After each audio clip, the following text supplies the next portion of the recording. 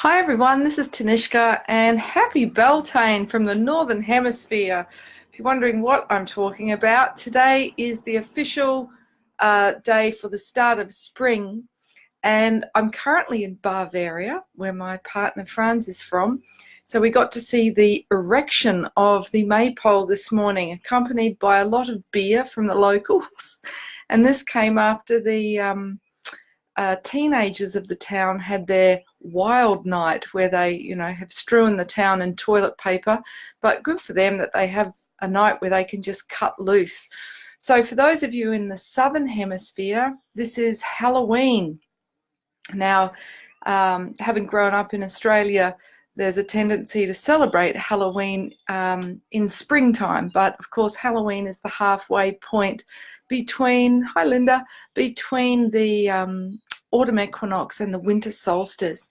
So for those of you who are in the Southern Hemisphere, today is a day when you're likely to be challenged on the shadow. In fact, this whole week, the dates were changed, which I explain in my Goddess Wisdom book, for the cross-quarter festival. So if you just consider this whole week a time of, observing the lessons of Halloween if you're in the Southern Hemisphere, which is the festival of death, of owning our shadow, and of,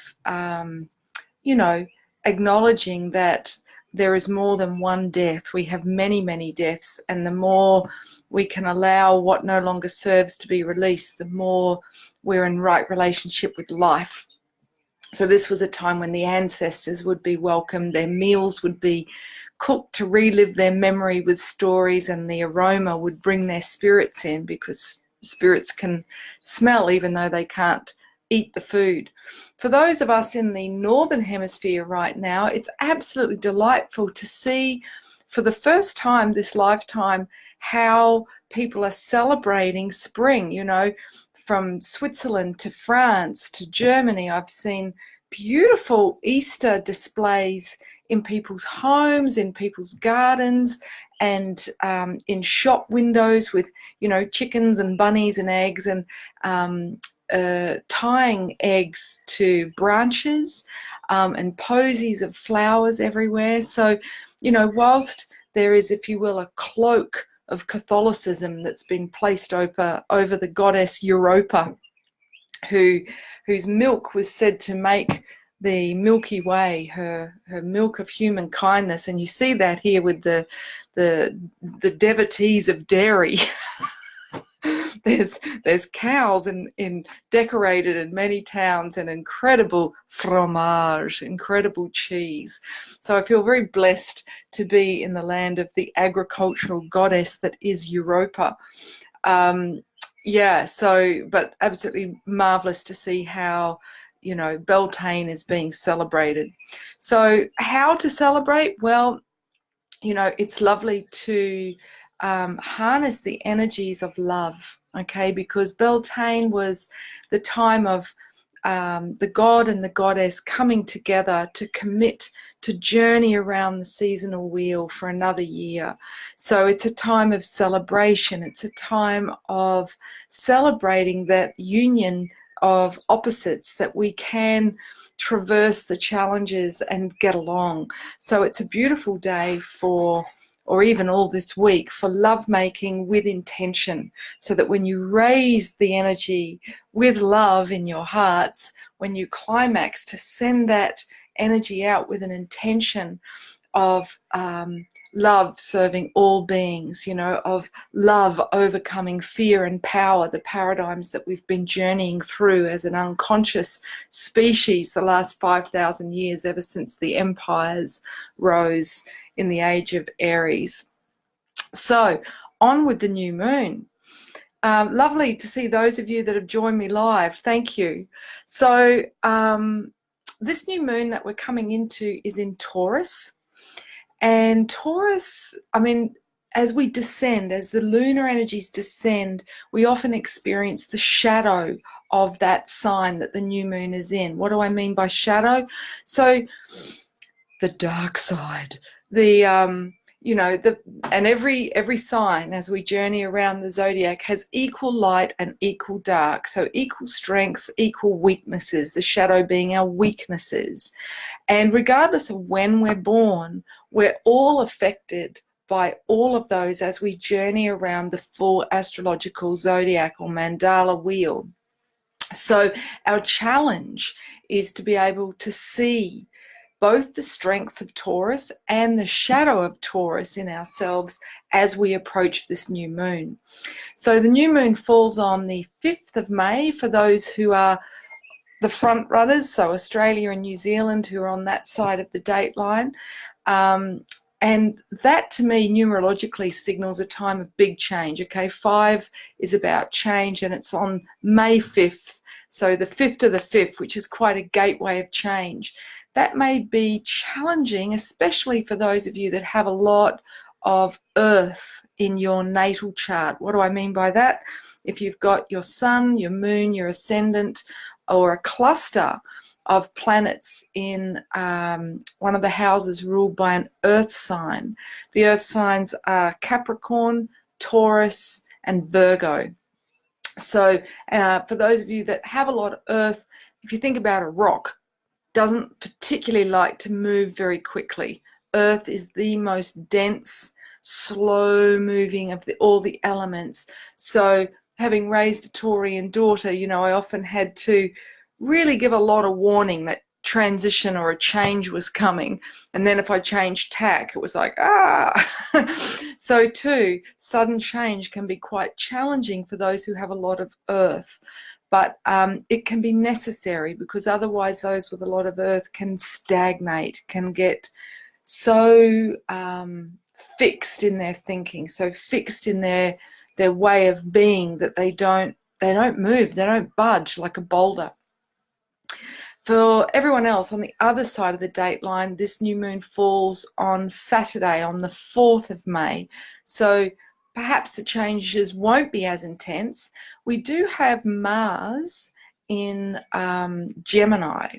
So Mars is the planet of action, okay? It's been associated with war, which I think is a bit of a bum rap. You know, an action doesn't have to be motivated by, you know, separation and fear and conflict. It's simply the planet of action.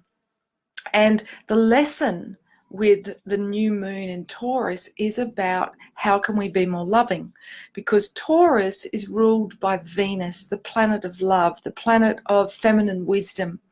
So our challenge in every moment is to say, what would love do? What would the most loving choice be right now? Starting with self-love. What is self-honoring? Because we've been taught that anything where we attune to our needs and our feelings is selfish. And this is not the case. You know, we must be self-honoring if we are to become more loving towards others. So, you know, if you got nothing else from this video, the challenge as we approach this new moon is, how can I open my heart? How can I not shut down in fear? How can I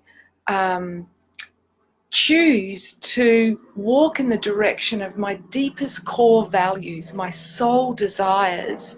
Because again, desire has a negative connotation about it, you know.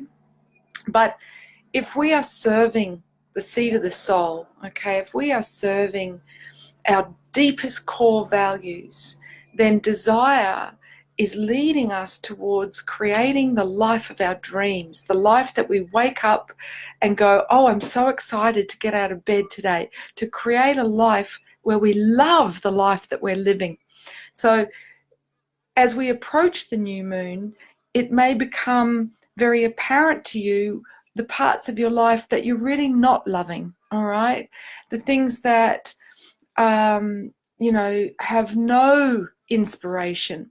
And to add a bit of, you know, zest to that, we've got the planet Neptune forming a sextile aspect to the sun. So we've got sun and moon conjunct appearing on top of one another in the same sign at new moon.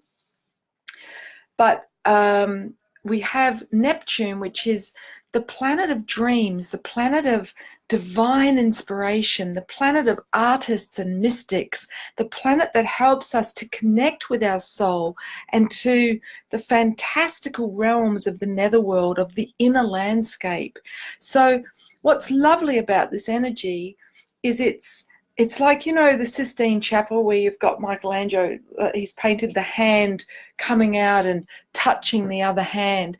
It's like Neptune is reaching out to us with divine inspiration, saying, this is what you can do to make your life more sublime, more pleasurable, more,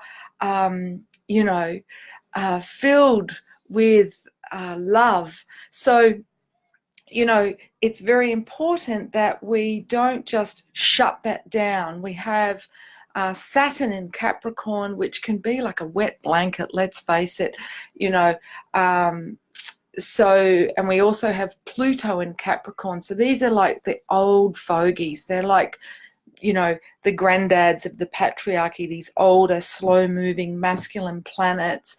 And they're in Capricorn, which is kind of like Kronos, Father Time in the mythos, in the inner realms. And they can be a bit like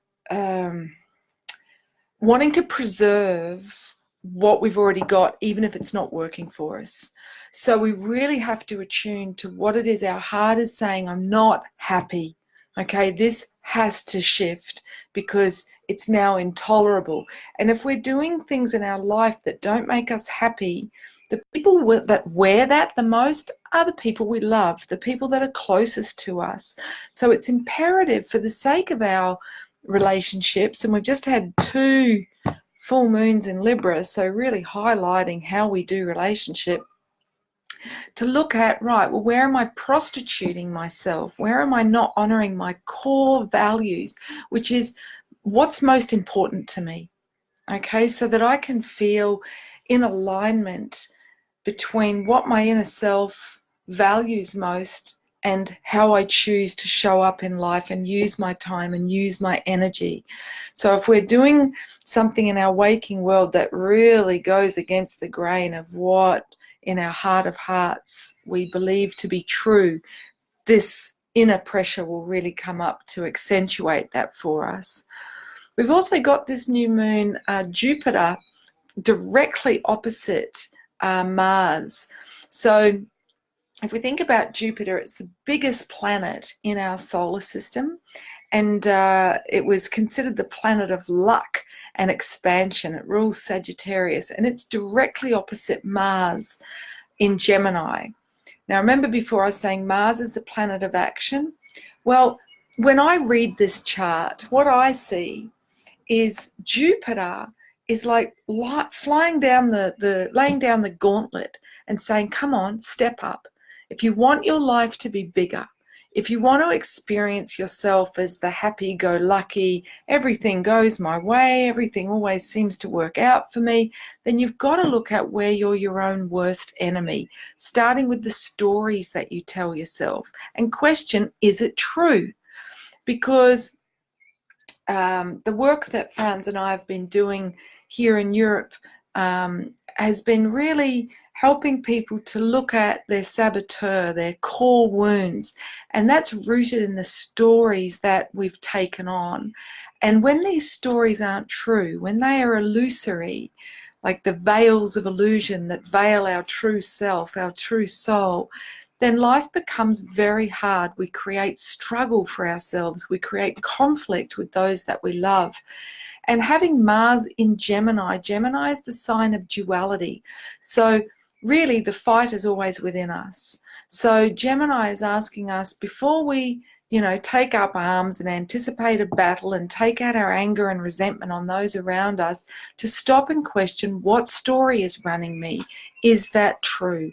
Is it serving me to keep running this belief and possibly sabotaging myself moving forwards, whether that's in, career, whether that's in relationship, but, where are we restricting our growth due to this idea of holding on to us and them and separation and right and wrong?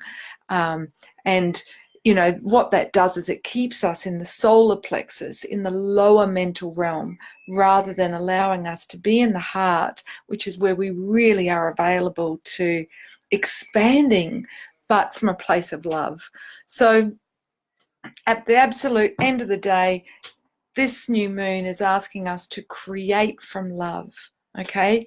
Rather than fear, which is when we unconsciously create according to, you know, trying to make everything safe, which is shadow Taurus. You know, we can cling to security, we can hoard, whether that's people, possessions, and then we become more slow and more dense. Or we can be generous, we can share what we have, trust that, you know, there will always be an abundant, plentiful, divine providence if we are in alignment with our heart, and we're listening to our heart, and we're following our heart, and we're really doing what it is we love in the world. So a great time for being honest with your heart, having a conversation with your heart, maybe journaling, and just sitting in meditation and attuning to the wisdom of your heart, that lovely quiet voice which is softly urging you to do that which makes you most happy. So blessings on your new moon, blessings on your Beltane, blessings on your Halloween, wherever you are in the world. Do feel free to share this with loved ones. And yeah, my Astro Oracle will be out in the next day or so, so keep an eye out for that. If you're not already subscribing, it's free. You can go to my website, themoonwoman.com, and subscribe to get that direct in your inbox every fortnight. All right, blessings, big love. If you're in Europe, check out the final dates for my Europe events. We've got the Inner Goddess Retreat in Greece, which is May 12 to 20. So if you'd like to work with me live, journeying the 7 feminine archetypes that govern our 7 chakras or energy centers to awaken your Shakti, your full goddess mojo, then come join me on Amorgos Island in Greece. And if you'd like to experience a very powerful healing ceremony between men and women, you know, looking at where we've all played a part in hurting our brothers, hurting our sisters, and ushering in the new paradigm by offering a very powerful gift of brotherly, sisterly love, then join me in Leipzig with my partner Franz for our Sacred Union events, and also our Sacred Union workshop for singles and couples, which is about identifying and understanding the shadow dance of relationships. So what it is that we all do that sabotages love, so that we can be more aware and more loving, regardless of whether we're currently partnered or not, in all of our relationships. So if you'd like to come and share the gold, we'd love to have you at our live events. And also coming up, for those of you in the States, I've got the Sacred Union workshop at Omega in New York. That's July 5 to 7. So the bookings, you can find the link at my website, or go to Omega, OMEGA, or themoonwoman.com to find out more about that. Again, it's for singles and couples exploring the shadow dance of relationships so that we don't sabotage love. All right, ciao for now. Have a beautiful day. Blessings.